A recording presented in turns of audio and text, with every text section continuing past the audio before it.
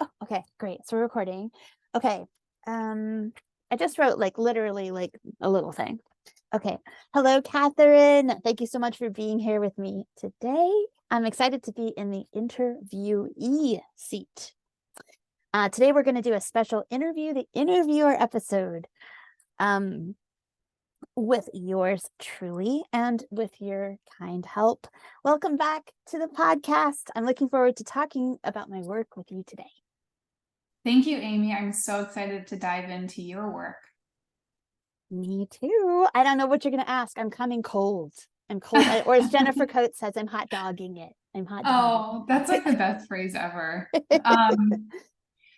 So yeah, there's so many questions I have about your work. As we were talking about before, I really love your work. And one of the first um, descriptive words that comes to mind with your work is sort of a level of like it being uncanny and kind of unwieldy.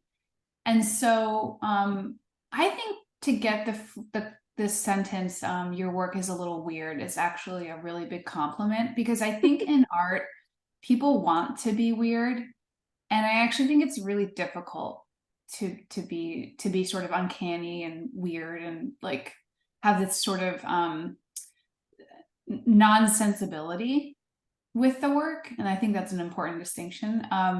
So with your work, my first question, Amy, is do you ever worry about like the way in which the work um, will live outside of your studio or be an extension of yourself? Or do you ever feel like you are I think I'm like not asking that question really good. Can I just start over on that whole Yeah, thing? we're in control.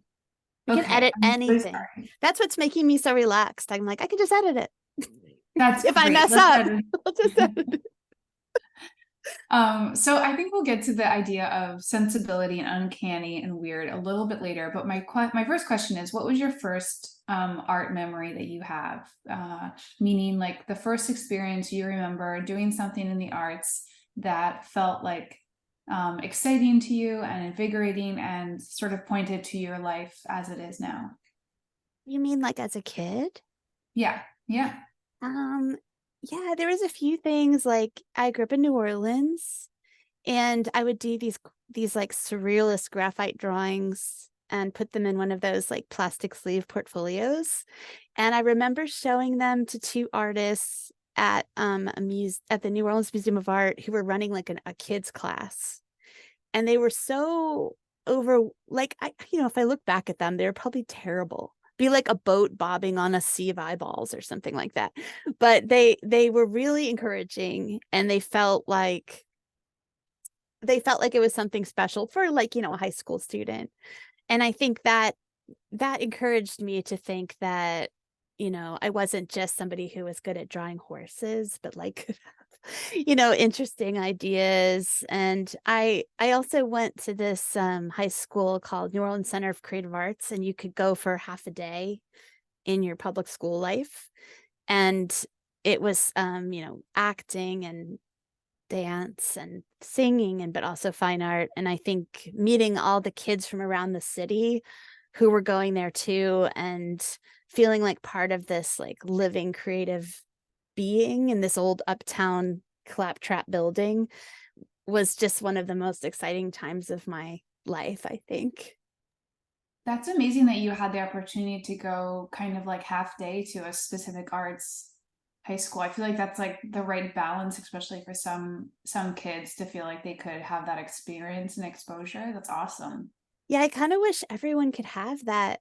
Mhm. It's just, it was like all the nonsense classes like study hall, PE, no offense to PE people, but whatever it was, sewing or typing or home ec, that would all just get folded in. So you really only had your kind of reading, writing, arithmetic, and then you got on a bus and went over there, and it was public, so it was free. And so it was very diverse and it was from all over the city. So there'd be, kids who came from Vietnamese families and people of color. And it just wasn't, you really, you just kind of were folded into this like loving arms of a creative community, that just, I don't know, I remember not being able to sleep the night before. I was just couldn't believe I got to go. I just wish more kids could have that. That's so awesome. Wow. Yeah, I never had that. That's definitely really special. And I like how you made the distinction between like the sort of study halls, PEs, home ec, like the spaces that education can sometimes make for people to relax, be creative. But sometimes like to an artist, someone who's like truly like gutturally driven by making, the fluff in between like doesn't work, you know, like the taste of the idea of the arts is not going to satisfy someone who's like really excited about making. And so I think that's like an interesting distinction you made, and I feel like I probably felt similar. Like I wanted to be serious. Like I was like, I want serious art experience. Not that that was easy to get, but so did you have a teacher or someone who really influenced you as a young artist that like kind of helped you feel like more even driven or seen, or maybe helped you formally understand things better when you were younger, either high school or college? Yeah, I mean, there was all the teachers at NOCO were so funny. There was the Grosses, there's Mr. and Mrs. Gross, and they were really ancient, and they were the heads of the department. And then there was Miss Mouton, who taught the printmaking, and she did the jazz festival poster one year, and we all got to go as teenagers to the jazz fest in the rain and just be like soaked and muddy and sneak beer, and just we had like the best time. So it was super idyllic. But then I think when I got to college, um I struggled to really connect with professors. I still do. I've never been one of those people who's really good at keeping in touch with professors. It's something about like the differing in power or the authority. I get a little squeamish around it, but I do think that Phyllis Plattner was the painting teacher, and she really gave me a good foundation. In fact, I probably still use the same palette that was like on her first syllabus, for painting one, with a few additions. But I just the way she taught you how to like really see and look, like you have to paint like a corner, like any painting one project, but like paint a corner of a wall that's white on white, white pipes on a white wall, and the the challenge of that to try to find all that subtlety in what you're seeing was like a really good foundation. That's awesome. Did you ever get to go to art camp? I'm always curious. Some people get to go to art camp when they were younger. No, Did you ever get to do study abroad in college? I didn't. We were, I think it was kind of out of our reach a little bit, but and also I probably was a little too scared to do. But that being said, I did get a chance when I was in my college, summer. I did come to New York because I went to college in St. Louis. I came to New York and I stayed at the NYU dorm, and I interned at Gagosian. Ooh.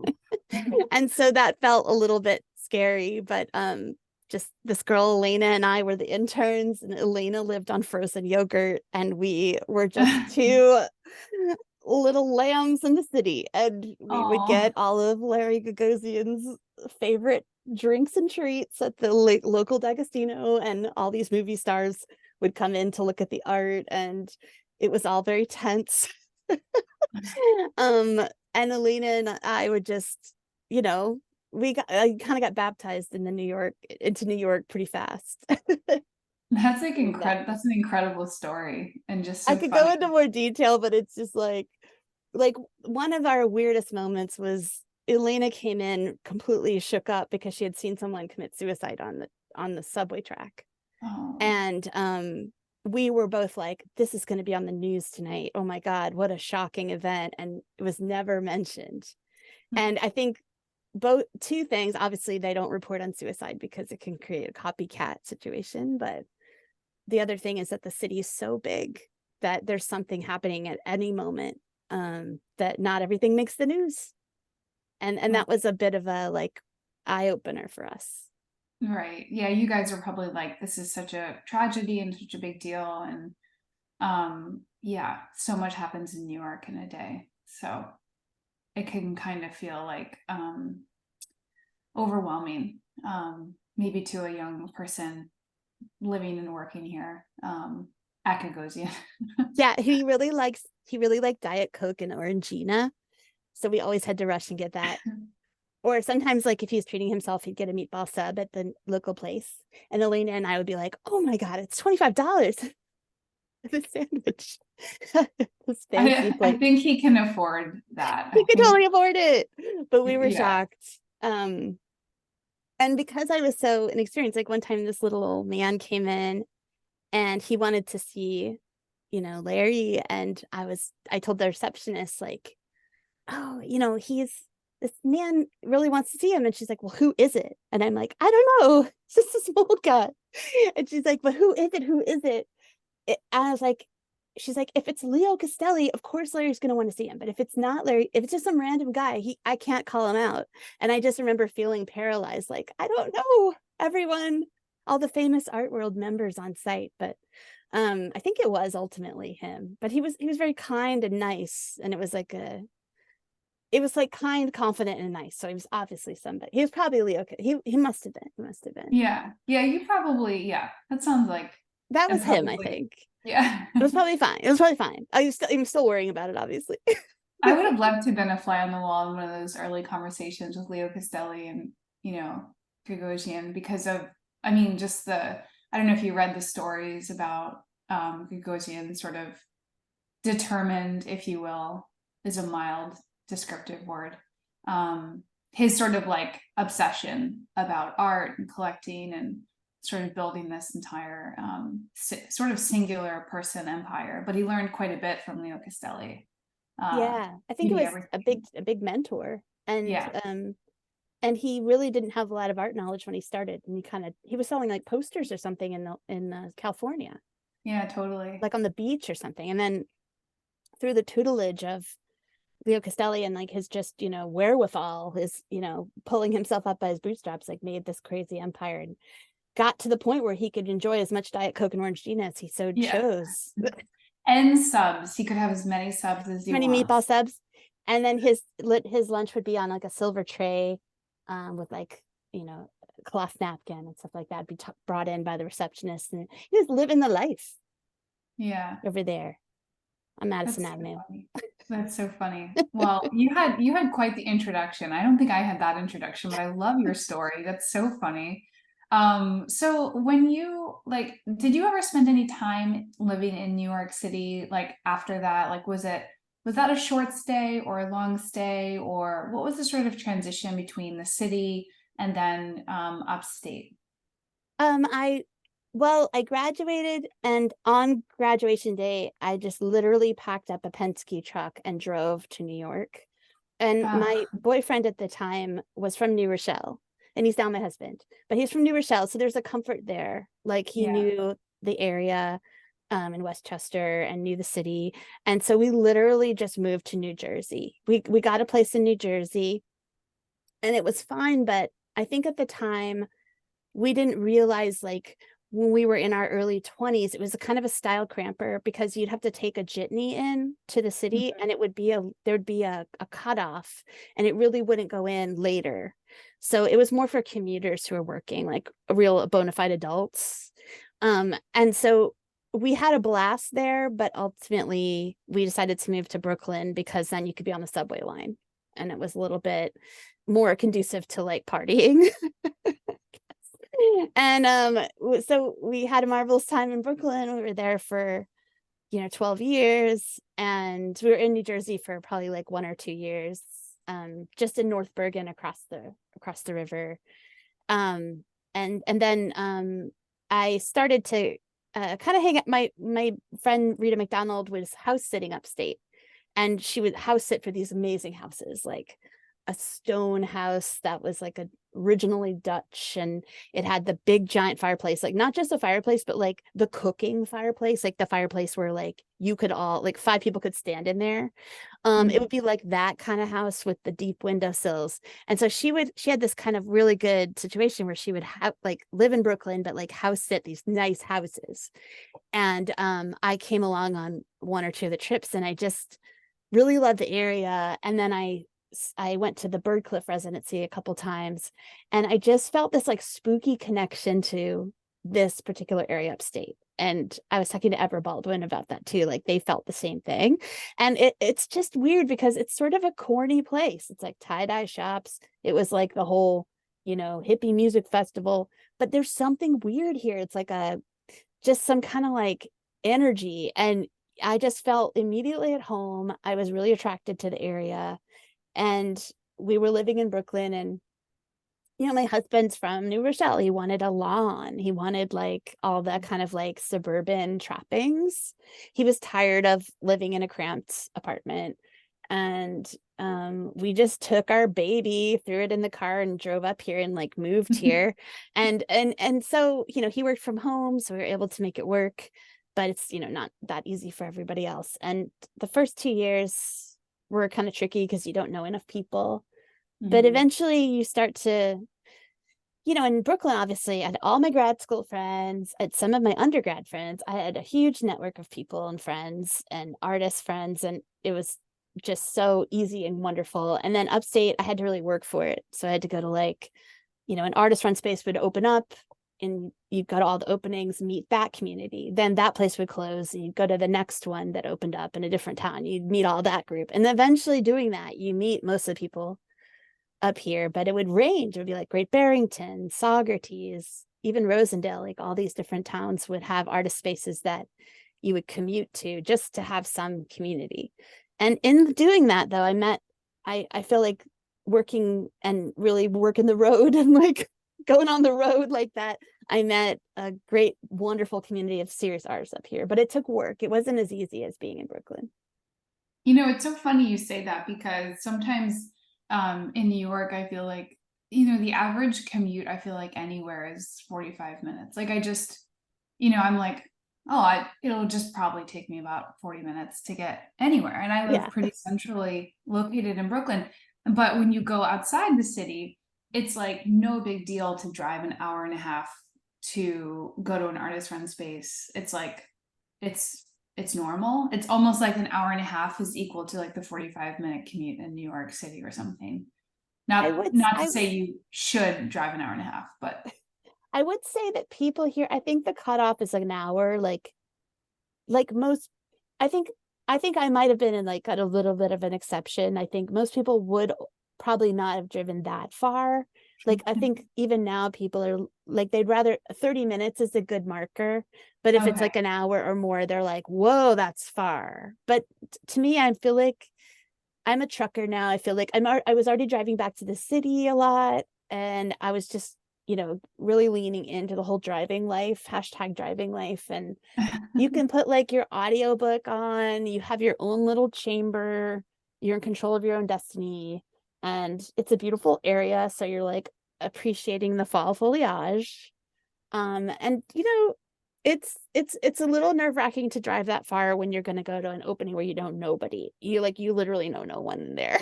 That's like a tricky. That was one of the things where I was inspired to read that book, How to Work a Room, because I would go into these openings and I might know one person. I think one time I went in and I saw at Jeffrey Young space in Great Barrington, I saw Dee Shapiro in the corner, and I was like, oh my God, thank God Dee's here. Because I didn't know anybody else, and I would just like cling to Dee. And then as I knew Dee, then Dee's, obviously Dee cannot babysit me the whole night. Then I'd make new friends through that little point of contact. But there have been times I tried to do that with knowing no one in the room, and that was even harder. So it was, the Brooklyn life was not the same. Like you could pretty much feel secure that you would see your friends somewhere. But this was literally starting from scratch. So but now I feel pretty confident if I went somewhere, I'd know at least one or two people, so that was good. Totally. Well, I'm such a big fan of your work, and I'm really excited to talk about your work and your process. And I think one of the first things I think about with your work is, wow, it's really sincerely strange. And I know we were chatting about this before. It's really difficult to feel like work is like is not sensible. And I think that there's a level of specificity in your paintings that I'm really drawn to in terms of mark making and the parts where like the body is included but then dissolves. And so, yeah, I mean, like each piece really takes me on a real specific journey. And so I'm curious for you, just very simply, like, how do you begin a work? How do you begin a painting or work on paper? Let's just stick for 2D for now. Yeah, I do different ways. I went through a really strong period of artist block.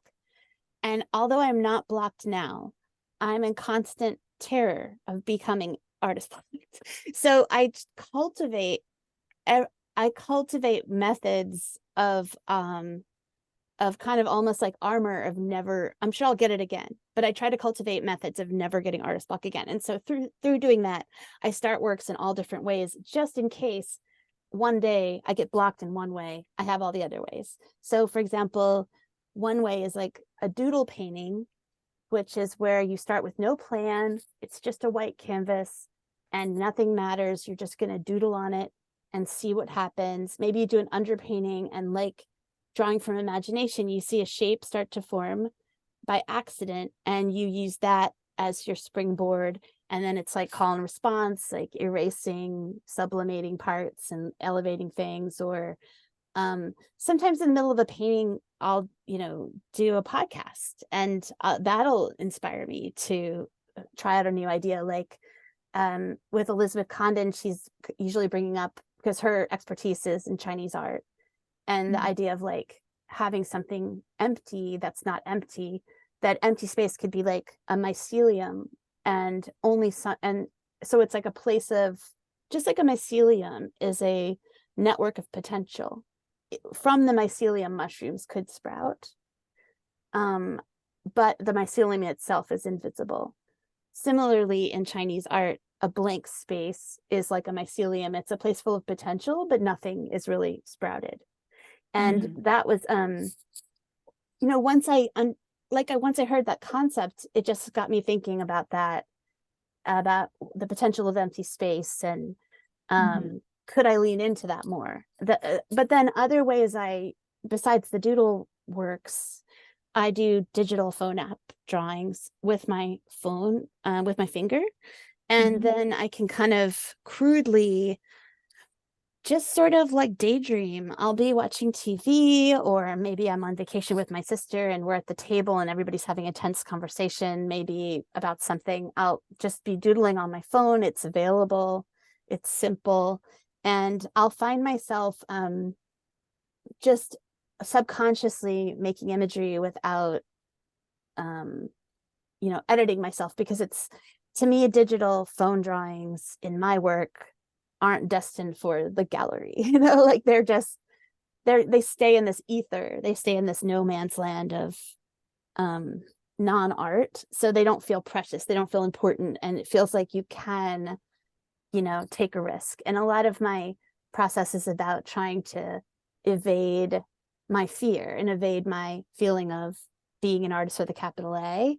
So a lot of times I make my doodles, or even acrylic on paper. I'll do images either based on the doodles, or just doodle based in front of the TV, because nothing feels serious in the living room. Like things feel like cozy in the living room. You're watching like a murder mystery, and it doesn't feel like a serious art space. And so I feel like I'll be way more radical in that space than I would in my studio. And so in the living room, I have this enormous basket full of everything. It's getting out of control. It's teetering, about to fall over, but it's like paper, acrylic paper, but also like acrylic prime paper, but also drawing paper, and all my watercolor brushes. I have acrylic wash now, and all these acrylic tubes and a scanner and all this stuff in there that's just ready to go.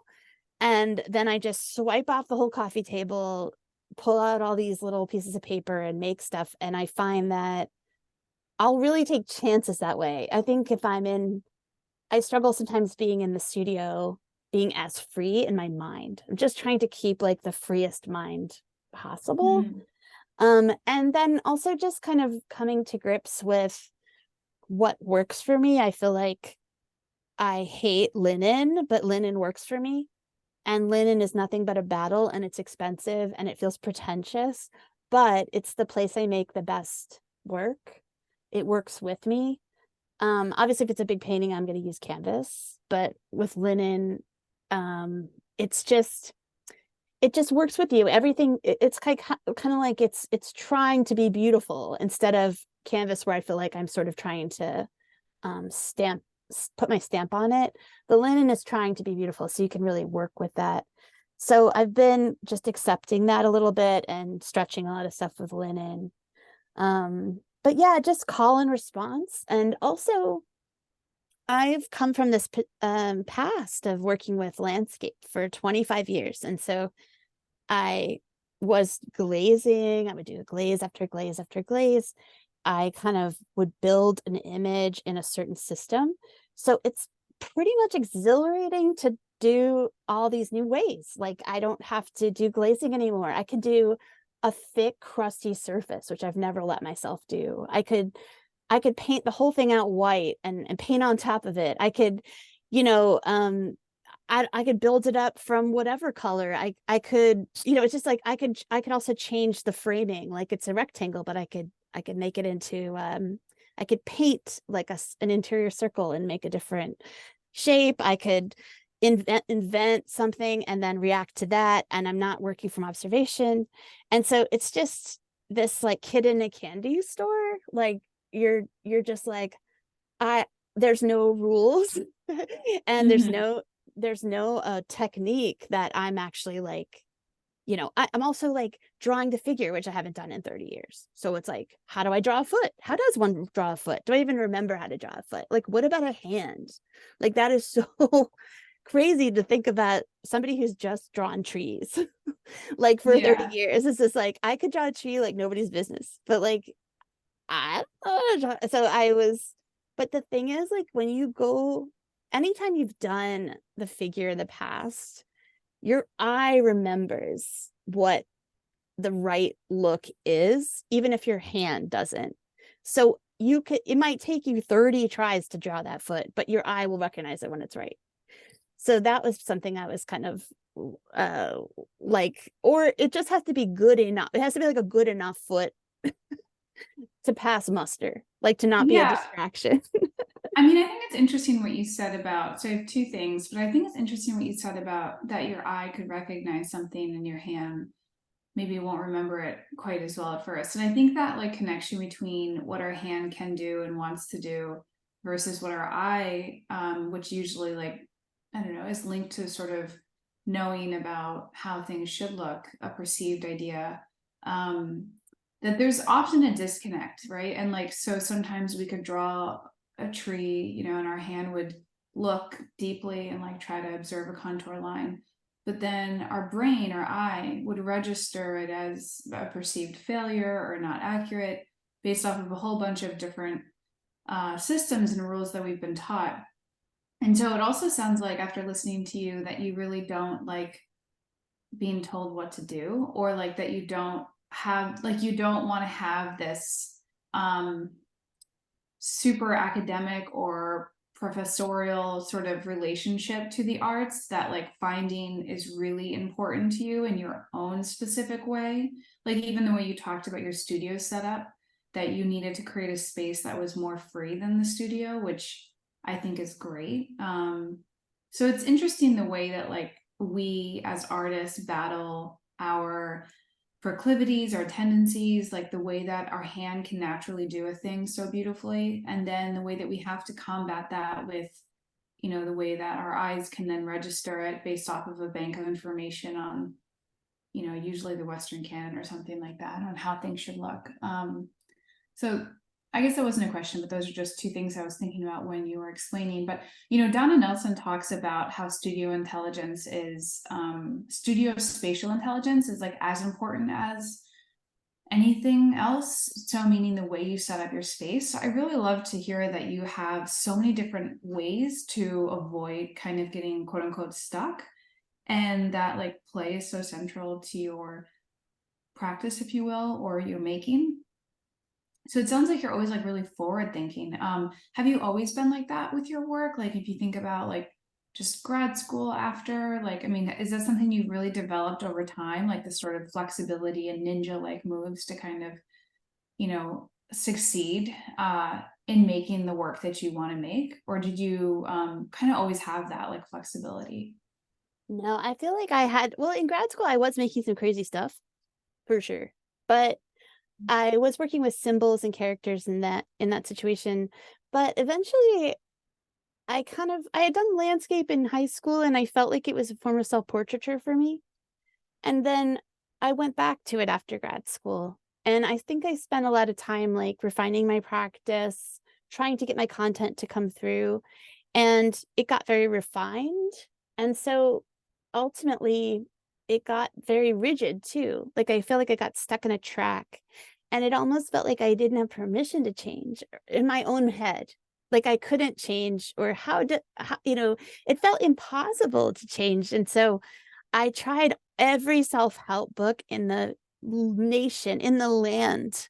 I just needed somebody in my ear to just be like, "Change is okay, keep trying, you can do," I just needed that, and I would feel my nerves slipping, like, my nerve would start to fray, and I would just make contracts with myself, like, "You need to finish this work no matter what." Like, even if you feel like it's the dumbest thing you've ever made, and it probably is, you have to finish it, or like a contract that, like, you at least have to work on this 1 hour.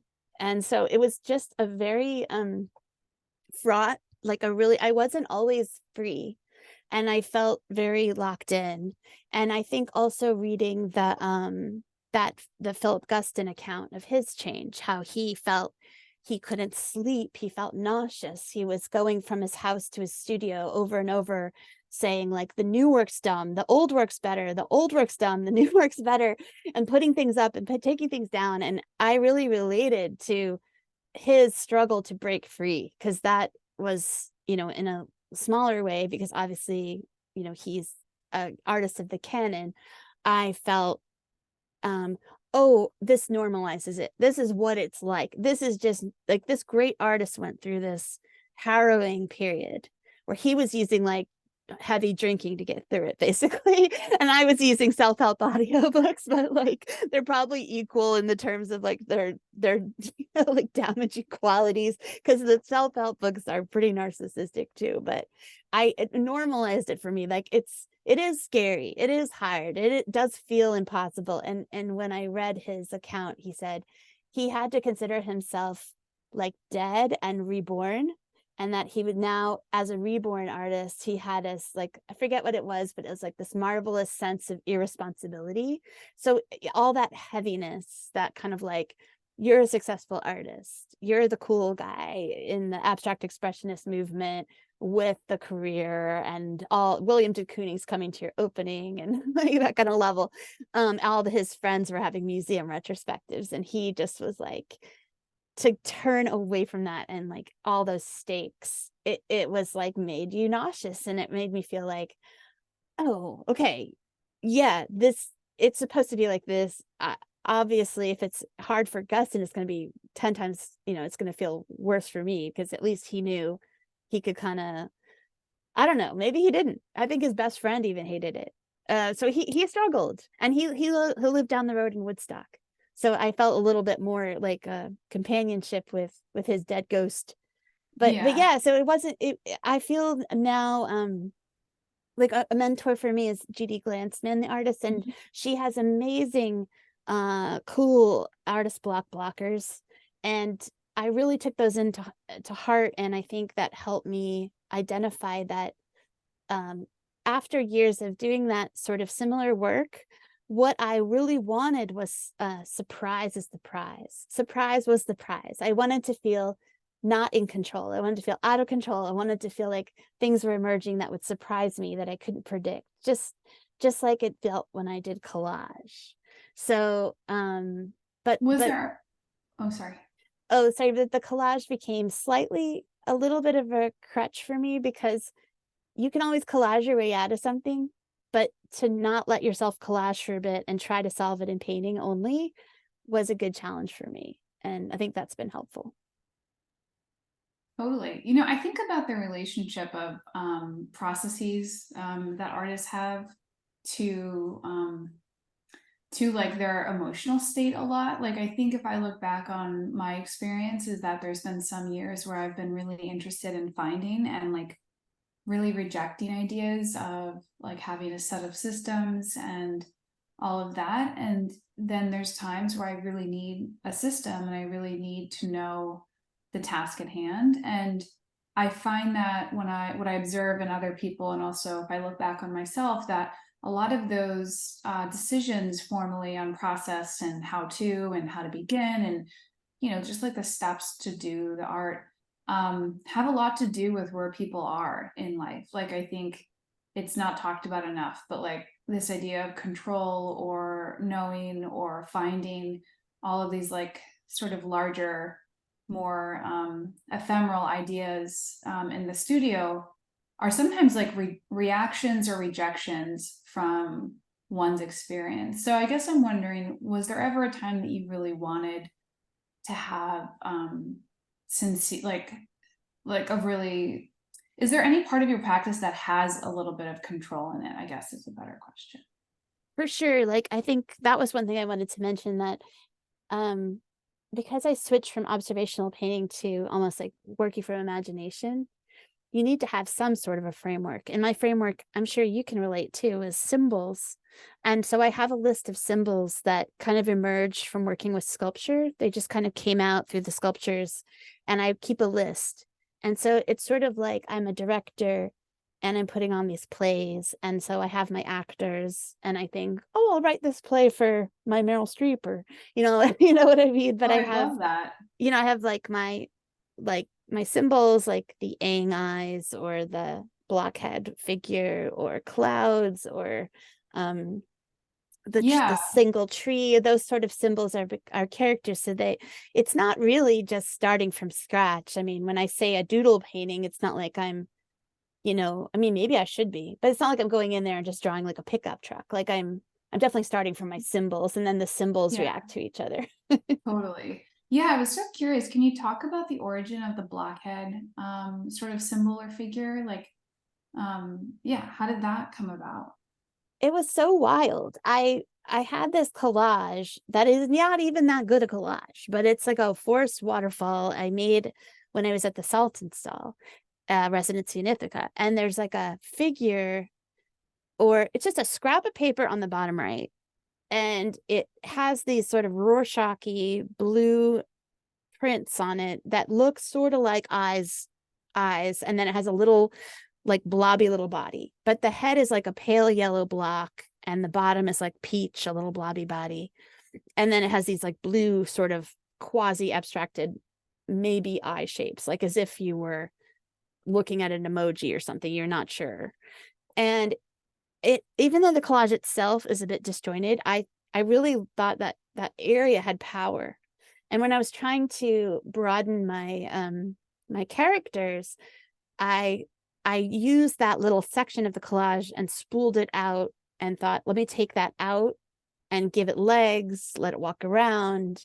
And then from painting it into scenes and scenarios, it took on a life of its own. And then I had this, to me, shocking revelation. I was like a couple summers ago, and in grad school, I had really worked, like I said, in grad school, I went a little wild, but I had painted this painting by Aang, The Princess of Burglee, because the eyes in that painting remind me of my mother. So anytime I would paint it, my mother would be there, almost like in this sort of aura. And it was a very spooky woo-woo thing. And I hadn't worked with that obviously for 30 years. And, not everybody's like, yeah, let's do more paintings about, my mom. Like not everybody's like that. But then I realized that the shape, the collage shape with the blue quasi eyes was actually an abstraction of that face. And Yeah. it was if you lay it over the the face, it's like the eye and the shadow of the long nose, and then the little eye on the edge of the face. And so it was just this real shock, the way that your subconscious can act through your work, that you didn't even intend it, and all of a sudden you're just recognizing something on a primal level, working Mhm. with this symbol, and then it occurs to you, oh my god, this blockhead is also the yang, and the ang is back, and you might as well just buckle up because the ang is going to be in the work now. so Mhm. so I've been kind of using them interchangeably. I think they're sort of the same, but I think in a lot of ways, I like that they're like maps without keys. Like there's no real, they become in the works that develop meaning, but it's not architected meaning. You don't Mhm. intend the meaning, and the meaning just sort of comes. And that's the magic of, I think, art in general, that you, through making, you develop meaning, but you don't control. It's not like a direct one-to-one, and that's the magic of it. And I think that's what keeps us all invested in it, because it's such a almost like a spiritual experience, Mhm. making art. And then another symbol is there's a tree that I found that's, this sort of dead tree with a central knot and a triangular head. And I saw it on a hike once, and I consider it like the penultimate tree. Like of all my years of landscape, I'm like, this one's the best. This tree is the best. It gets the trophy.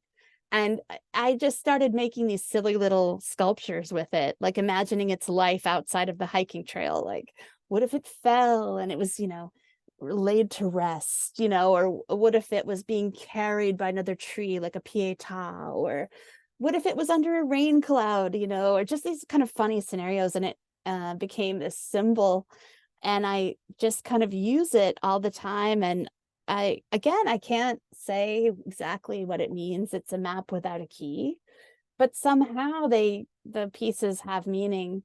And so I just keep uh using it. It feels like personal, but I'm not sure why or how. Oh, it's totally personal. And it's also so wonderful to hear how those developments arrived and then how they sort of continue to arrive without the sort of preconceived idea of planning. I mean, it just goes to show you like I think the making is the thinking. And I think like this idea of knowing is fine. And one can like desire to have certain knowings, but I think beliefs or certain cravings and desires that come from the gut or come from a place that doesn't have language is really what art's value is, and where the sort of magic is, where people keep coming back to it after all of these years. Like all of these inventions of more efficient ways to digitize or to communicate, there is still this magical part of of belief or of the gut that comes from art, and it's actually really wonderful inability to be described. And I was listening to an Agnes Martin video the other day with my students at Pratt, and there's this wonderful line where she's like, you know there's like 5 publications at the time in 2007. There's like 5 or 6 publications that come out a year or come out a week about art, and there's just nothing you can say. And I just thought like it was so wonderful. It's like so extreme. But anyway, I mean, this idea that it's all really connected, whether or not the language is there before or after, is I think we all know that. I don't think that's anything to debate. And I think what's so exciting about one of the things that's really exciting to me about your paintings is and I'll maybe explain this if it's needed, but what I appreciate about your paintings is that there's multiple like paint registers going on at once, meaning like faculties or ways to describe information. So like if I'm looking at Bended Figure and An's Eye, 2003, it's a great painting. What I appreciate about that painting is the sort of the way that compositionally it like glides me around the painting. It sort of is a form within a form, but you have this like real level of specificity with that like light pink hand that's kind of like jutting in and out of the figure foreground relationship. And I can just tell it was all made from feeling and from this sort of movement. Um, but you have this level of transparency and this level of specificity in that painting. And I think a lot of your paintings really do that well. So how do you know in your paintings, because there is a really wonderful pendulum. If you look at your work, there's these parts that are almost like they look like they could have been finger painted or sanded. And then there's these other parts that are just a different register. They're a different pace. They're also a different wrist move, and they're a different brush. And so I really appreciate that flexibility in that range. And I think that adds more and more specificity to these paintings, which are actually, very open.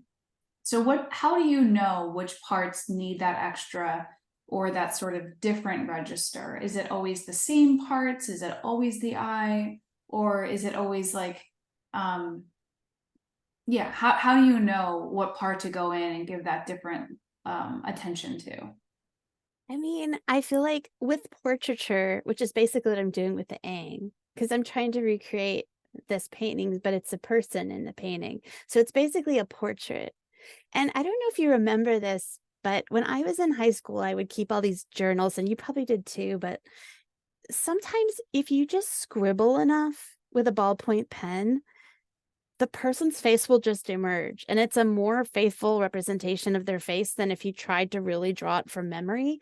There's something about like the scribbling that accesses a deeper knowledge or deeper memory of the brain, I think. Like, I'm not sure, it felt magical, I don't know, but I feel like I treat the Aang that way, where I know if I just paint enough and I let the paint tell me, um where what it is. Like sometimes they'll, because I'm trying to get an aura of my mother from it, weirdly, so I'm painting this portrait in order to get this aura. So I'll feel the aura, and then I'll know I gotta lock that in, because that's the whole goal of that area. But then other parts of the paintings, I'm very interested in Via Selman's stars. If you probably know her work really well, it's, just the star fields she did with graphite, and she would meticulously create these star fields and keep the stars blank paper. So she would like religiously not erase. And that was sort of like this meditative way of making a drawing, and it embedded that richness into the work when you experience it. And I like the idea of doing Via Selman stars. So when I paint, I usually do that, like leave holes where the stars should be. So I kind of like honor her in a weird way. But also, like, I think I do stars because I'm also, the James Webb telescope was such a big deal for our time. Just these revelations and how they put everything on its ear that we knew, and seeing these crazy images every week or so of new galaxies, or being able to see that far back. It just really captured my imagination, and it started me thinking about multiverses and how, and again with the podcast, I think I interviewed a choreographer, Julia Gleich, and she was saying that she composes the dance stage with little universes in it. So she'll do a circle of flowers, and the dancer will dance inside that circle, and they're in a new world. And I thought of the stage as a painting rectangle, and how you could create different universes and multiverses on a stage. And so sometimes the podcast bleeds into the work like that. But in terms of the other ways I create line and texture, I think it's literally just bursting free from working in a certain way for so long. I'm just like, get me all the brushes. I want all the different sizes. Should I be adding modeling paste? What next? Like, what could I get away with? Like, what could I do? A thin terpy painting? Could I make a painting that's just drawing? Could I, make the thickest thing I could find? Can I just leave it like that? Like, all these sort of like free feelings of freedom, I think, also drive some of the decisions in the work. Totally. Well, you have a lot of tools, you know, a lot of options. And I think that that's one of the things is having that like flexibility, but also that dexterity to, you know, module, like to sort of switch gears, both formally and sort of like technique, but also materially. So I think that that, you know, that's hard earned over time, but it's also a really cool, it's a really great way to think about information in painting or drawing, and seeing in painting or drawing, or you know the differences between depicting and feeling. Like that's a really big distinction, this idea of like that I will show you something or that I'll tell you something. I think about that idea a lot in art and in writing, this idea of showing, not telling. And I think that that translation happens also in visual art. So I also noticed too that you make sculptures, which I love. I love your Oh, sculptures thank as you. well. And it seems, and I loved how you talked about your figures being like characters, or like they're now ready for like their scene or their kind of moment. And you know, how do you see the sculptures? Is it similar in terms of character development or sort of relationship to form? Um, and yeah, how did you start making these sculptures? Like, was that something that's fairly new for you, or something you've always kind of done? Definitely new. My friend Amy Finkbeiner had done Sculpey in grad school, so I like this home craft clay called Sculpey that you bake in your oven, and she had made these great, like kind of creepy goth sculptures out of them, and it had all just been in my, my field of vision because we were close and I would see her work all the time. But I never thought of myself as a sculptor. Like I said, I was in this really rigid track and I of my own making, and it would never have occurred to me to make sculpture or do so. Once I was already like kind of bursting free by doing collages, I started doing these low pressure sculpies in the house. And I know the artist Sherry Mendelson. She does like home craft plastic bottles into Greek sculptures. And so once other people are kind of doing cool things with home craft, and it makes it more permissible. Like, well, she's making her work from these sort of recyclable scraps and shopping at Michael's, to get her special glue gun stuff. Then it feels like, oh, I can, it's okay for me too. And I think I was invited to be in an outdoor sculpture show from a friend who likes to challenge people who don't work in sculpture to kind of spread their wings, Courtney Puckett. And I was like, ooh, and all of a sudden I just had this idea, like, what if I just did that tree from the hike and reproduced the head part of it and made a little group of them on the ground. I could just do air dry clay or Sculpey, something easy to buy. And then she kind of, at the time, she was like, you know what, we actually might not do the show. And I had a moment where I was like, am I going to keep pursuing this, without this sort of deadline? And I just kept going. I was like, well, okay, we got this tree. And what am I going to do? And I collect these weird things called spill vases, which are antique Victorian Staffordshire, like I guess they're sort of painted porcelain or something, but they go on a mantle. And I was listening to a lot of mysteries, Agatha Christie, and there's one story, The Mysterious Affair at Styles, where Hercule Poirot, the detective, finds the torn up will inside a spill. And of course, then, as we do, I Googled what is a spill?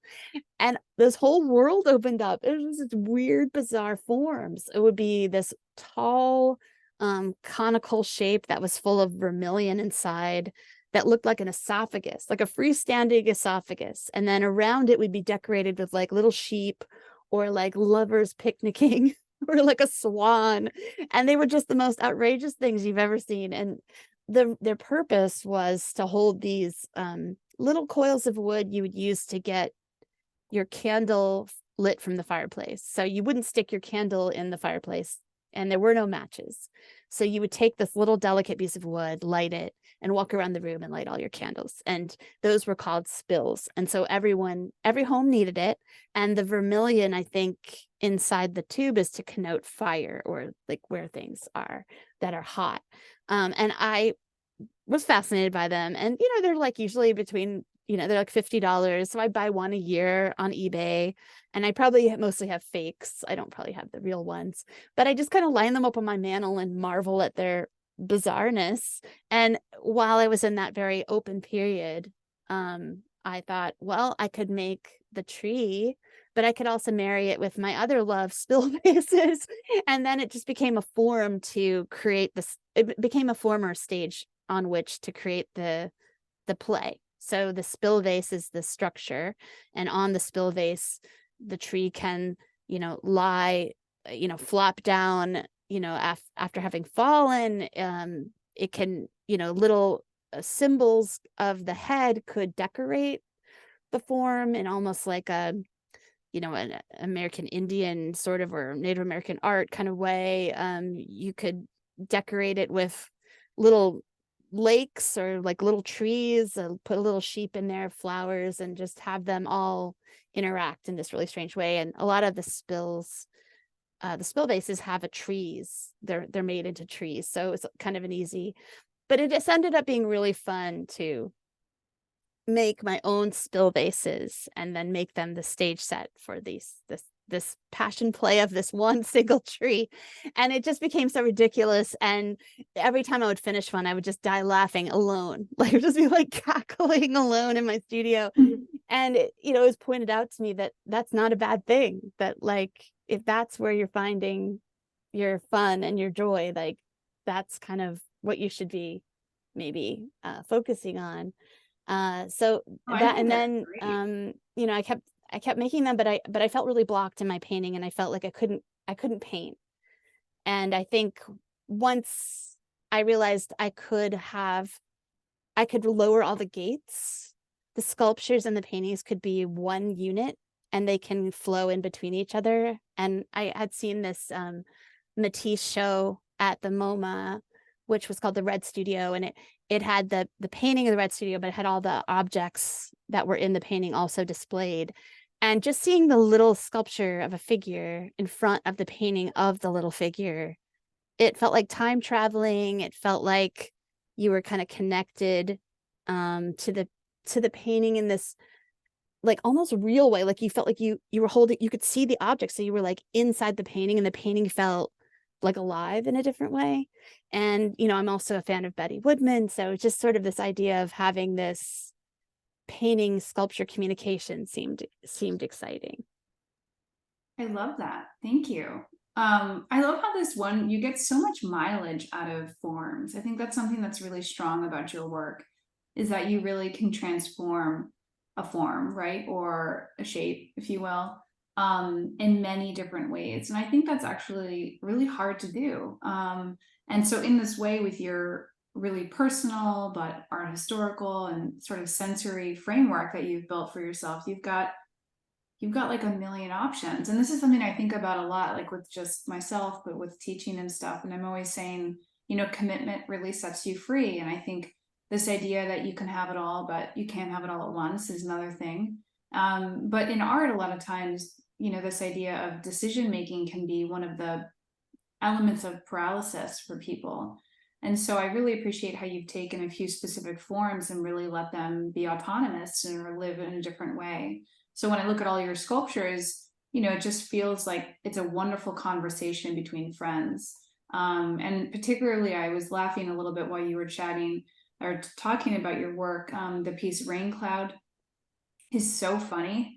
And I love that you laugh by yourself I know. when you make work. And I think that should be the goal. Like one of the, I don't know, it just feels like the world and life is so hard. So like you should really love what you're doing. And even if it's like embarrassing, I think that that's maybe the best situation that your work is so felt that way. But again, everyone works differently, and everyone's art has a different purpose and stuff. But I really appreciate that. But one thing, speaking of embarrassing, one thing I think about sometimes is, though, although I stand behind the work of the last 25 years and I love it, it was in a way bulletproof. It hung its hat on skill. It had a high finish. It was skilled. It was, well made, and it was accessible. Landscape, I think, has potential to be really eccentric and weird, like Charles Birchfield. But ultimately, you could speak any language, be from any time of life, any time of history, and appreciate it. So it has this wonderful accessibility. And so in a lot of ways, it makes it bulletproof because the worst critique you can get is, oh, you overdid it, or you overfinished it. Um, Working this way has been a revelation because it is embarrassing. I feel embarrassed. I feel silly. I feel goofy. Like, it can be blood, like it curdles your blood sometimes to imagine what you made. Like look over. But I think it's better to be to not be bulletproof. It's better to be more at risk. I think, you have more at stake, and it opens you up to a little bit to more comments that I wasn't really ready for. Sometimes most people have been super supportive and really into the new change, but occasionally you get a weird comment, and they're more diverse, like, and it's been an adjustment. I think anyone who's been working with putting themselves out there, like probably you also relate that you don't know what people are going to say. You can't predict it. It's not like before. I could kind of, I knew the worst that could happen, but now it's a lot more risky, and I like the idea though of focusing on process. And so the process is king, so the product is not king. So you feel embarrassed and you feel worried and you feel anxious when you consider it as product. But if you think of it as process, you're just on a timeline moving forward, and you're making things and learning and experimenting as you go. And that keeps you grounded, thinking of it as process for me. Totally. That's really well said. I think that should be valuable for anyone who hears it, because that is like that's the constant issue of this idea of output versus thinking. And so this is one of my gripes, or my things that I think about a lot, is that, like, people are very focused on the product, or how much you make, or how much time you even spend on making, as a correlation to seriousness or commitment. That's a huge issue I have, because it's just classist. But this idea of process as like the goal Mhm. also reflects this idea of learning as the essential question. The thing that remains at the end is a wonderful amalgamation of process and experience and risk and all of these things and strategies. But I think that, like, to sort of give Donna Nelson another shout out, but in a wonderful lecture they gave a few years ago at the Vermont Studio Center, if you Google it, you can find a wonderful talk by Donna Nelson. But they kind of talk about how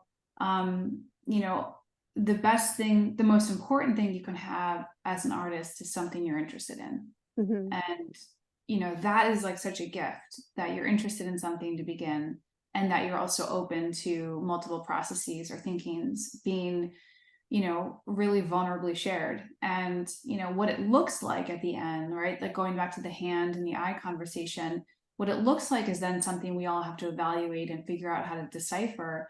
But the most important thing is, like, that experience of making it feels kinetically true at the time, or viscerally real, or whatever you want to say. But that's the making, like, that's the most exciting part. And whatever ends up, it's like, I don't know, I mean, I think you're responsible, but I don't know how responsible you are. And then particularly not to always have to put language to it. I think that's where a lot of artists can struggle, is like this idea that I'm going to make sense of it. And that also goes to like a huge issue of knowing, or like that it has to make sense. I think that's a really conservative idea that has overwhelmed the art market, art schools, that people are really worried about looking like they know what they're doing. And it's like, whoa, whoa, whoa, this whole process from the cave paintings to modernism and everything in between is about making and using your hands and learning. And of course, that's not a bulletproof statement, but this idea of knowing feels like a really conservative idea. And I appreciate that your work sort of resist that final knowing, but really sort of strongly and delicately dances between, strategies that are just you. Like, I don't know anyone painting Aang's eyes like that. Like, these are really particular and specific. And I really enjoy hearing about the way that you have learned to build this flexibility with process and with I, form. thank you. I do worry about, because you don't want to be the person who just puts an eyeball on everything. But it's so specifically creating my mother that it's like it's so addictive, the magic of it. And I think I tried to do it with a drawing, and the drawing didn't conjure her. And I think Hmm. that's more interesting, that it has to be paint. But what you're going back to what you were saying before about having to explain or make meaning, I really think during this journey sort of changing everything, I've kind of feel like, yeah, when I got out of school, I felt like we were being kind of taught to be market children, where we're sort of courting the approval and the accolades and the accomplishments, the outer accomplishments of the market. And we were, I went to SVA, and gallerists were trolling the open studios, and people were getting plucked out and put in like the Whitney, or getting big breaks. And I think even my time was like, Dana Schutz got plucked out of the Columbia MFA, and it was just it felt very much like market facing. It felt like we were being groomed to be market children. And what I'm trying to do is cure myself of that a little bit, like rewire my brain and become a source channeler, which sounds a little bit like new agey. So I apologize, but I'm trying to be a source channeler, which kind of speaks to the idea of like that unpredictable magic that occurs without you meaning to. So it could be from my collage experience where that would happen a lot, or just the fact that the Aang painting creates my mother. That's a magical, weird thing that is not, you know, it's not easy to speak about or really understand. I like the idea that there are processes at work that can't be understood. And in a way, you're just a channeler. You're channeling this sort of, maybe not source, but subconsciousness. You're allowing that deep, deep, deep subconscious to come out and make itself visible in the work in some way without control. And I think that a market child is more in the grip of a controlled um, path. And so I don't know. It's just a first idea, and it probably sounds horribly new age, but it's kind of how I think to myself. Like I'm curing myself from being a market child. I was groomed to be a market child, and now I'm moving into a source channeler, and it feels more mysterious, more magical, and more fulfilling. Sounds amazing.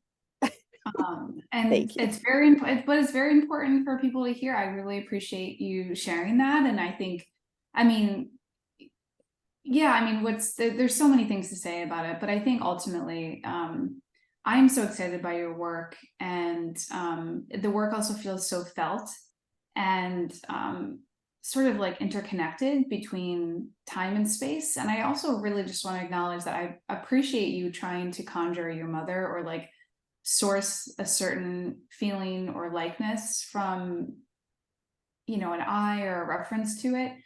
I think that's wonderful. I don't know, mothers are very important, so I mean, I love to hear more about that.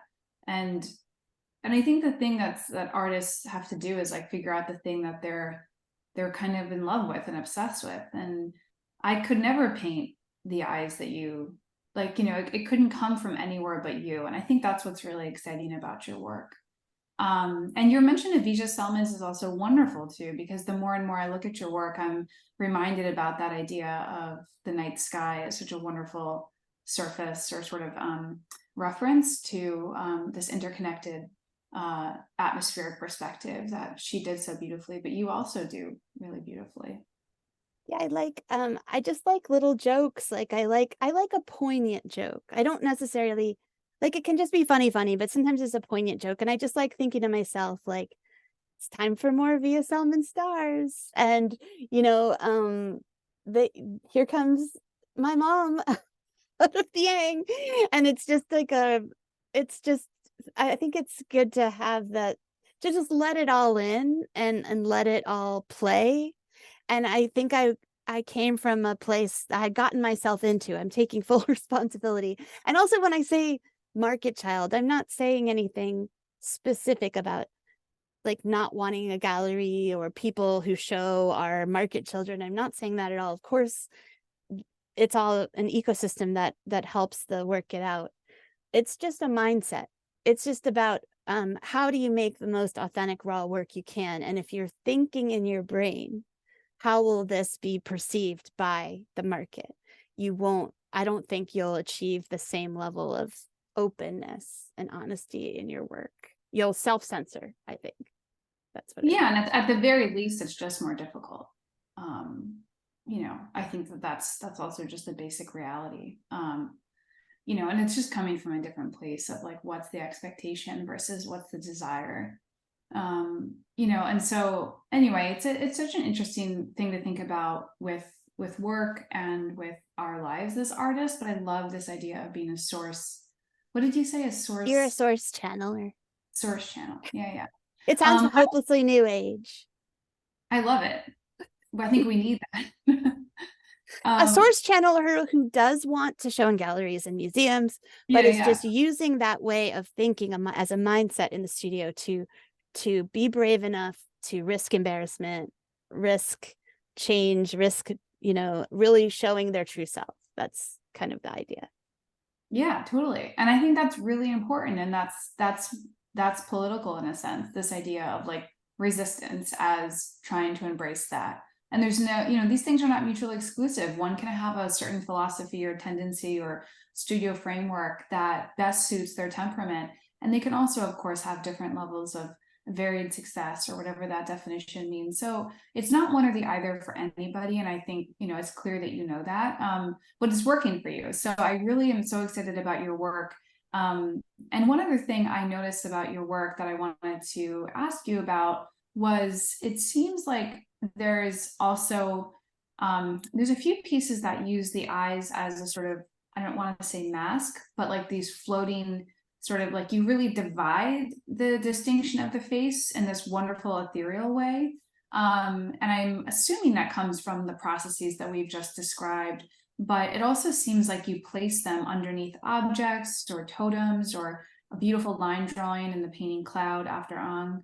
And so, you know, that associative quality of these ethereal Ang eyes that reference your mother being paired with another form, you know, what does that mean to you, or how do you decide those positions or the figures that you're going to put in relationship to these floating mask eyes, if you will? I mean, that idea of having a cloud, Aang eyes in a cloud came out from the digital doodles, where it felt like silly and fresh and who cares, and I'm watching TV and whatever, and just making this ridiculous thing. And then all of a sudden it became almost like we were just talking about Edvard Munch and his repetition with the woodcut. He would reproduce the woodcut in many different color variations.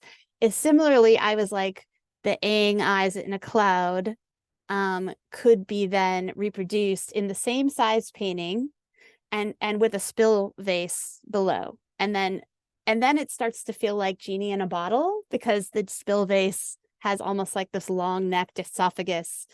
And it was just a random digital doodle. And then you're just like, well, I better make it. And then you make it and you think this is never going to work out. And then all of a sudden the Aang eyes come to life. It's my mother. It's in the cloud.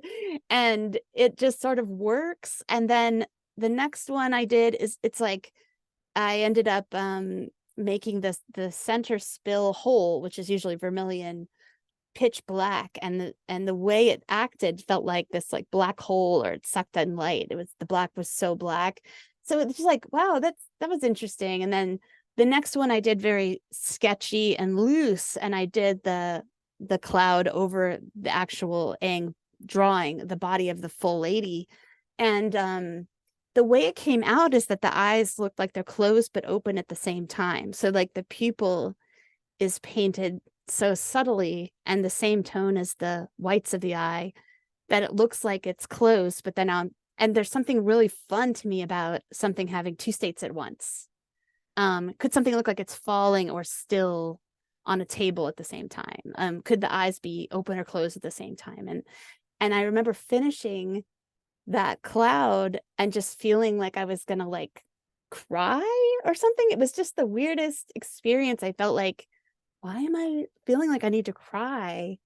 Um, but I just thought, that's what that painting needed to be. And I don't even know why it did or what's going on, but it's sort of this like really prioritizing the feeling over the craft, I guess. So like if the feeling is there and potent, it could be a laugh, it could be embarrassment, it could be crying, it could be anything. If that feeling is there, then that has to be, honored. And then the rest, and then maybe even walk away and maybe be okay with that, because it's a process-based practice now. It's not a product-based practice. Mm-hmm.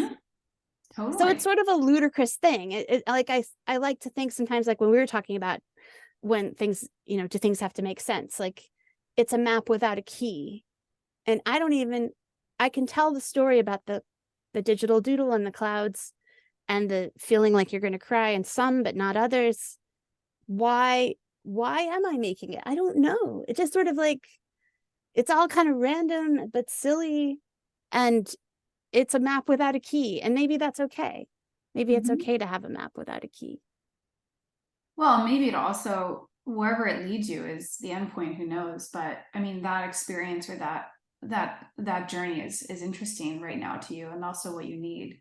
And also too, all of your, wonderful skills you've honed over the years, like your representational qualities, if you will, they're substantial, and they get flexed really strong in this new work in this way where I can see like a deftness of line and a really wonderful sense of random volumetric logic underneath an undulating blob that like I don't know where it came from. So I really think like all of the things in your life that I can see anyway have this really important faculty in your current work. And I think that dexterity and that flexibility and that history is super important. You couldn't make this work if you didn't make the previous work. And, this idea of, knowing or understanding what the endpoint might be, that it makes sense, that it has a sense of rational space or light, shape, shadow, and form. It's all very important. And like, there's nothing against any kind of work that does that. But what's great about your new work is that it feels so felt, and it's also inventive. It's incredibly collaborative. And I think that's really exciting. And, people just, when they look at your archive or look at your previous work and then look at this, there's so many connections to, Oh, do you think so? Because I never totally. know how it's perceived. I mean, but like in the end, it's like people are going to perceive different things. I just know I can see a sensibility of formal solutions that have a lot of experience in your older work that are, really quite formal and quite beautiful, that appear in like 10% of a new work at the most random time, which is why they all have a really strong, I don't want to say reinforcement value, but experiential quality, where there's different registers going on of paint application. And I think that level of specificity is really important in the viewing. I only need to look at so many wonderful tree paintings.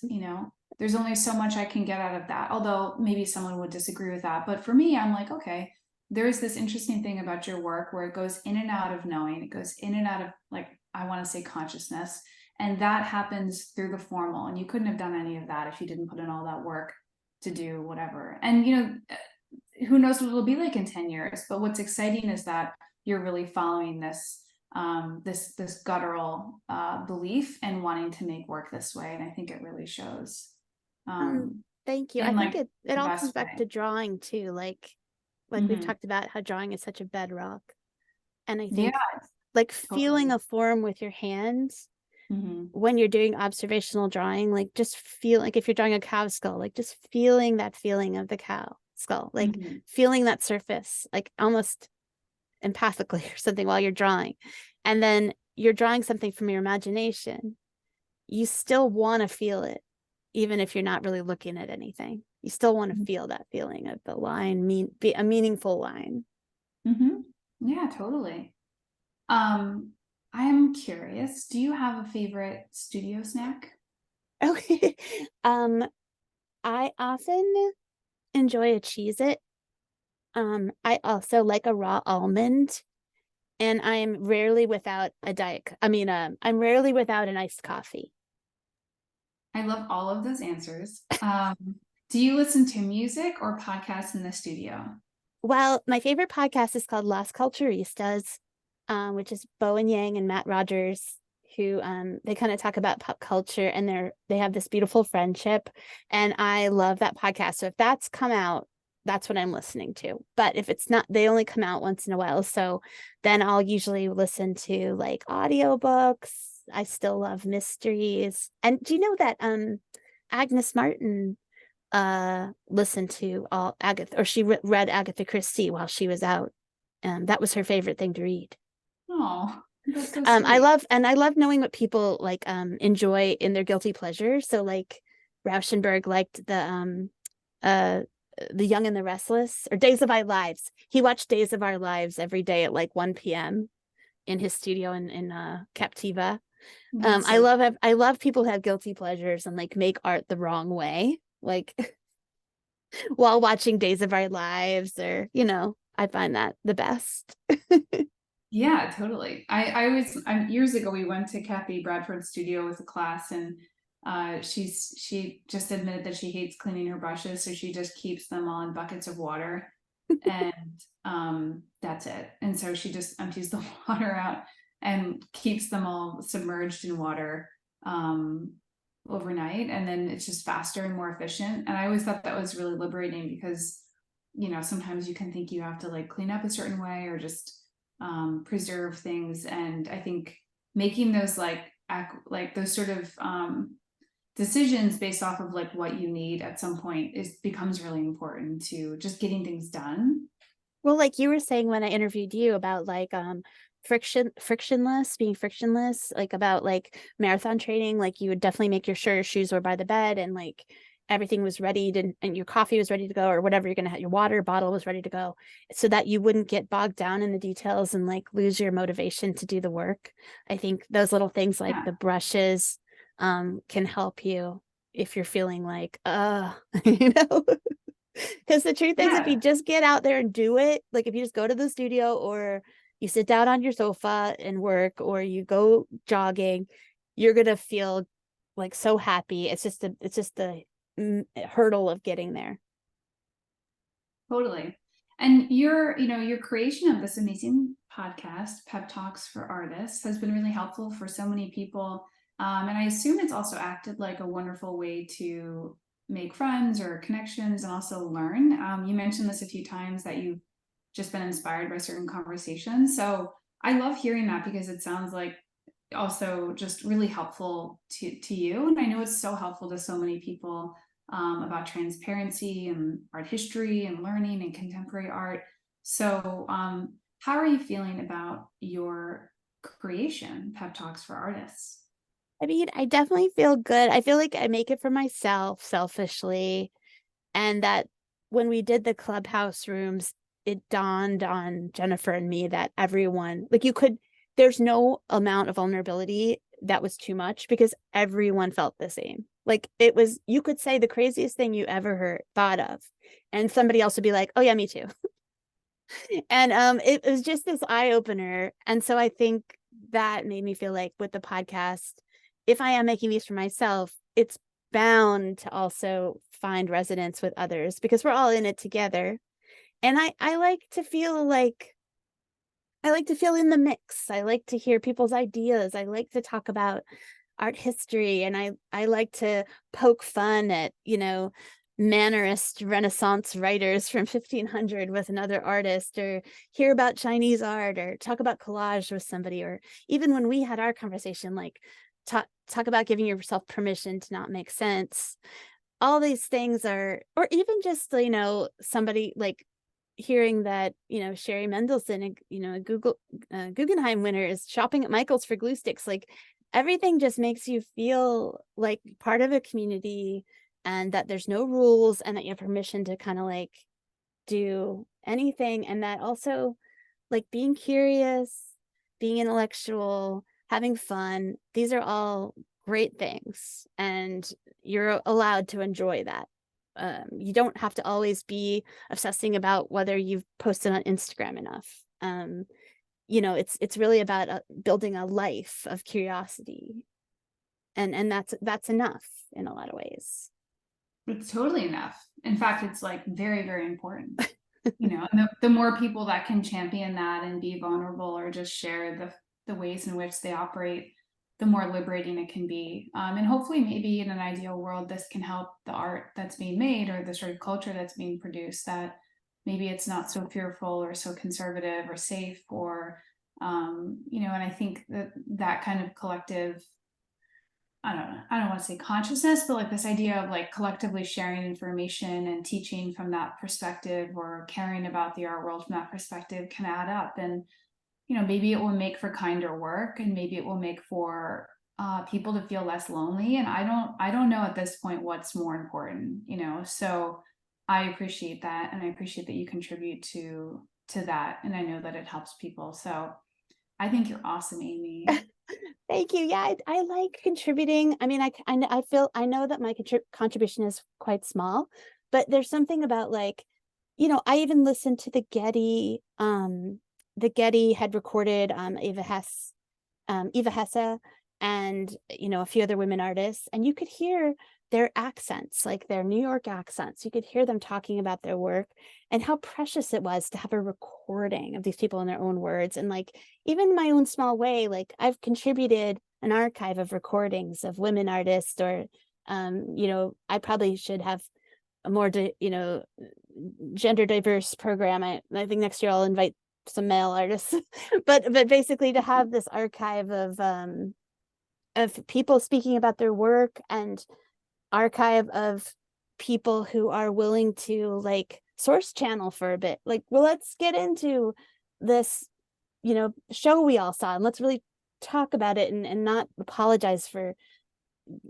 trying to geek out intellectually, and you kind of in a very small way you offer a oasis a little bit away from that intense market culture that I think we all got born into. And I think people get, just talking to other people, like people get a little weary a little bit, because even if you did everything right, and you checked off the list, and you called all the curators, you had the perfect updated website, you did the Instagram, you had the great mailing list, and you applied to everything, and you did everything right, you still might not get the opportunity. And so a lot of times people, I think, will internalize this feeling of failure all the time. But if you give this little respite, this little oasis, where it's really just about pure curiosity and remembering why we all got into art in the first place, I think it can help a weary soul, hopefully. Totally. I agree, Amy. I have one more question for you. What are you looking forward to? I don't know, with your work right now. Do you have any shows coming up, or just specific studio time that you're excited about, or a trip, or I don't know, new material? Is there anything that you're just really ready to get I into? think I feel like I'm really excited about the work. I'm not sure about shows. I think shows will come, and there's already been something mentioned, but I feel scared to even think about it. I'm trying to stay processed. So I'm excited about seeing like the sculptures evolve. I'm excited about what new paintings will reveal, and like what they'll look like, because God only knows what they'll look like.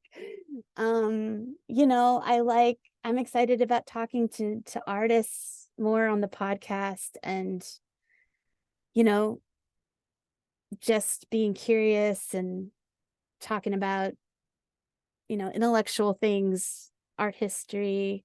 I know it seems kind of lame, but I'm really just excited about the process continuing. That's not lame. That's the best answer.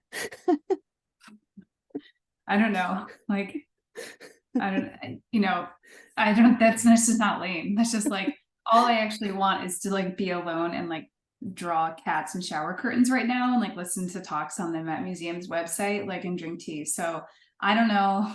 That sounds That's heavenly.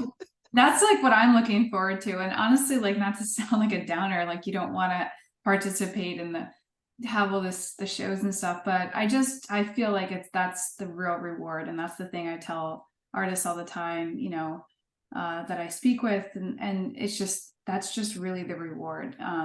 More than anything. It's just like being able to make it, or to be alone to make it, or to have that time. So I feel like that's the best answer. I don't know. It sounds Yeah, and also just feel like, what would you make if you could suspend self-doubt? If you could suspend self-doubt for 6 months, what would you make? That is a very exciting prospect to me, because it's like your doubts are the things that get in your head. Like, will this stuff match my old work? Will people think I'm dumb? Will people think I'm crazy? Will I get weird comments? Like, will I ever show again? Will anyone want to buy this? That's all self-doubts. If you could suspend that, clear them away, you could be incredible. You could be incandescent. We're all our own worst enemy. So my goals are pretty simple, but they're also like super hard. It's like trying not to get in my own way. well. I mean, just to continue, do you feel like right now the work you're making suspends like most, if not all, self doubt? I mean, it feels like it. It doesn't feel like um I don't know, Yes. there's a battle, but it actually feels like you're making that kind of work right now for yourself. Yeah, like once I went through that, I guess, what do they call that when it's like a flaming inferno and you have to walk through a crucible? I went through the self-help crucible. Um, yes, then doubts still plague me, but I am pretty much doing whatever I think right now. Yeah. And that is incredibly rewarding. And so my job is to not let the doubts block me up again. That's my and I do that through working in the living room and focusing on the process. And so far so good, because I feel like I'm breaking free of that rut I had been in. So that's like feels like winning to me.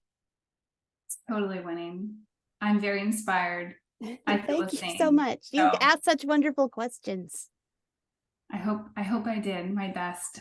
I've listened to enough of your podcast, but I don't think I'm up to your skills No, yet. you But are. You're I good. really appreciated just talking with you, and I think your project is really cool, and your art's amazing, and you're just a really terrific voice in the art world. So thank you so much, Amy. Thank you. And I have to just say right back at you. I mean, you're also creating an alternative space for artists that is outside of, you know, a rigid structure. And although we're not criticizing the structure, like I said, I'm not criticizing it, but it's nice to have alternatives. And your work also is, a maps without keys, which is my favorite kind of art. And There's definitely no key. you're And if really there was a key, it's like in a river somewhere. I don't know. brave, and you really like take risks, and you just have this great strong will about staying true to your vision. And a lot of people have listened to especially your how to have a studio visit. They've commented even this last week, about how helpful it is, because of your way of approaching things. Like, it's just information. If you have a bad comment, just say it's just information, or just show your current work, because that's all you want to talk about. Like, just standing up for yourself. Like, you're a big proponent of standing up for yourself, and I think that's so helpful for artists to hear as well. Thanks, Amy. I'm not always that great at it, but I'm decent. I'll give myself a decent grade at communicating that for others, but it's very hard. Like, nobody has the right answers or all the right answers for themselves, but I do really believe in, I don't know, it just sounds so cheesy, but I love art. I love artists, and my reward will be if I have it now, or if I ever feel like I have to evaluate it. It's just the reward is being in conversation with people I really Mhm. respect. And And I have a great deal of empathy for people that feel like they can't make it because of X, Y, and Z, or that they don't belong. And maybe it's just my former self as being a serious athlete and not feeling like I belonged, that and other experiences, just feeling like I want the art world to be kind and to be serious, and that people should just know more information. I'm not the judge and jury, neither are you, none of us are, but Mhm. more information is helpful. And of course, more empathic teaching or kindness is also the most important thing you can do. And it's not about you, it's about helping people or sharing information with people like you do. So that's my contribution to the bucket of the art world. And like, it might be small, but like, I just, at least day to day, I feel like even if it feels so hard, I just believe in it, and I don't know any other way anymore. So we'll all just keep on keeping on. Yeah, And like I think to your point, like community helps us not quit. Like not quitting is the goal. So, everyone's going to go through droughts of their work and booms of their work where their work's really going great and then they get blocked, or, maybe they're showing right away and then they lose shows and then they feel like nobody cares about them and it's an up and down thing. Community is what is going to help you persevere, and we need to persevere because so many people quit. So many people quit, And so I think like developing little pockets of community like you do and with the podcast also, to give people a little bit of comfort or feeling seen, I think can help somebody not quit. I hope. absolutely, Don't quit anybody, we everybody. have to all stay the course. That's the last phrase. I learned that from my dad. So we have to stay the course and just have fun while we're doing it. So thank you. He was the bee's knees. He had the best Oh, the quotes. bee's knees. He just was the bee's knees. So I feel lucky to have had that. And but anyway, thank you, Amy, for chatting with me today. It's been a pleasure to interview the host of Pep Talks for Artists. Thank you so much, Catherine. I appreciate it. I'm very touched and honored that you asked. And it was literally a pleasure. I feel like this flew by. I just really enjoyed your questions. So thank you so much. You're welcome, Amy. All right, bye. I'm going to say bye, but I'm not going to mean bye. Okay. Bye. Bye. All right, now I'm going to stop recording.